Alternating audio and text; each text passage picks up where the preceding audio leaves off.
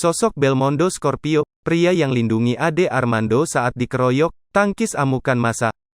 Inilah sosok Belmondo Scorpio, pria yang lindungi pegiat media sosial sekaligus dosen komunikasi Universitas Indonesia, yakni Ade Armando dari amukan massa. Aksi pengeroyokan yang dialami penggiat media sosial, Ade Armando masih menjadi perhatian publik. Dalam aksi demo yang digelar di depan gedung DPR RI pada tanggal 11 April tahun 2022 lalu, ada sosok pria yang berusaha melindungi Ade Armando dari amukan massa. Sosok pria itu adalah Belmondo Scorpio. Dirinya sudah ada di dekat Ade Armando saat datang ke aksi unjuk rasa mahasiswa di gedung DPR RI. Sebagai informasi, kala itu Ade Armando saat itu datang ke DPR sebagai Ketua Pergerakan Indonesia untuk Semua (PIS). Dilansir dari akun Instagram @gerakapis, Ade datang pukul 14 waktu Indonesia Barat bersama 2 orang kameramen dan 2 penulis. Maksud kedatangan mereka adalah melakukan peliputan aksi demo di gedung DPR RI.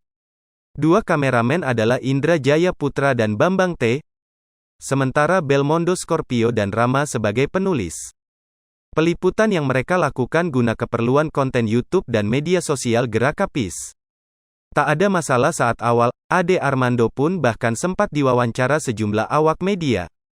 Pukul 15.35 waktu Indonesia Barat, mereka memutuskan untuk menyudahi peliputan.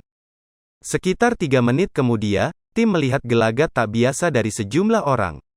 Sampai kemudian ada ibu-ibu yang mendatangi dan langsung memaki. Gerakan PIS mengklaim tindakan itulah yang memicu arogansi sejumlah orang pada Ade Armando. Saat Ade Armando dikeroyok, Belmondo Scorpio berusaha melindungi. Meski juga mendapat bogem mentah, namun Belmondo Scorpio tetap memeluk Ade Armando dari arah belakang.